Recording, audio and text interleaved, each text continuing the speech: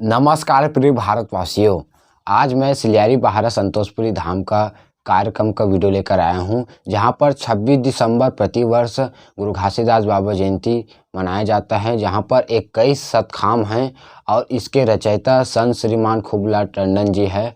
और इसके लोकार्पण जो निर्माण करता है वो छत्तीसगढ़ राज्य के प्रथम मुख्यमंत्री अजित प्रमोद कुमार जोगी जी हैं। यहाँ पर दोस्तों बाबा जी का महिमा देखने को मिला है और यहाँ पर बहुत से कलाकारों का प्रदर्शन आप देख सकते हैं। हमारे चैनल पर आपको लगातार मिलेगा, बहुत से कलाकार यहाँ पर प्रस्तुति दिए हैं जयंती कार्यक्रम में। तो आप सभी हमारे चैनल को इसी तरह सब्सक्राइब कीजिए दोस्तों, अच्छा वीडियो देखने के लिए, और लाइक कीजिए हमारे चैनल को और शेयर कीजिए वीडियो को। बहुत बहुत धन्यवाद।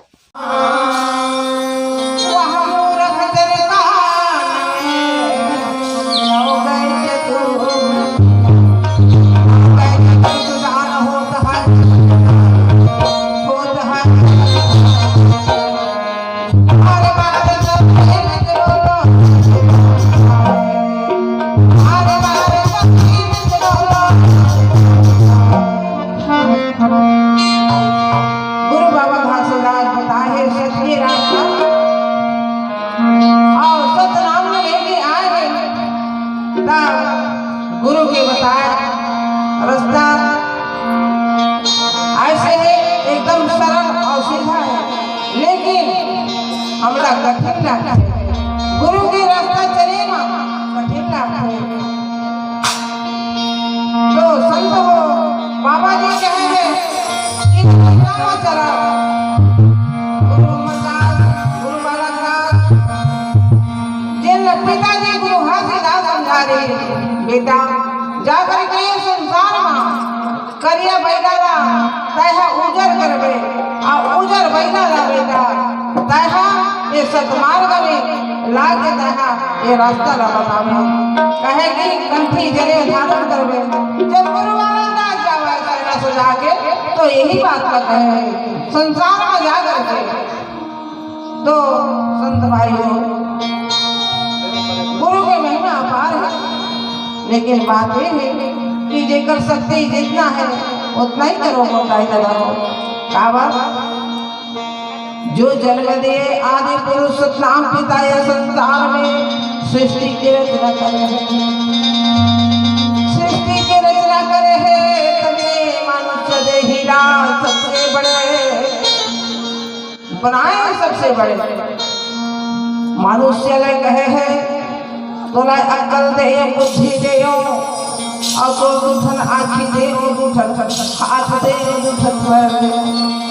जब भी बच्चे थे तब सोचे समझे नहीं, और जब तक बड़े बन गए तब सोच समझ में बाबा तो यही रहते हैं। गुरु घासीदास बाबा सच्चे संदेश लेकर के गुरु बालकदास ये संसार में भ्रमण करके और आज अपन जीवन ला समाप्त कर देते जाकर के। बोले गुरु घासीदास बाबा जी। तो इसी बात में हम लोग सोचना है और सोच करके ये बाबा के कहे के अनुसार थोड़ा ना थोड़ा अपन आत्मा में भरना है और भजाना है। बोले गुरु घासीदास बाबा जी कहना नहीं माने महिमा नहीं जाने बाबा नाम के तो जगया।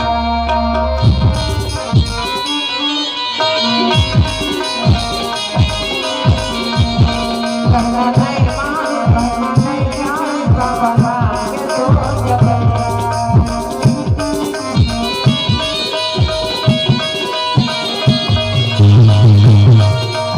नाम के तो बाबा नाम के तो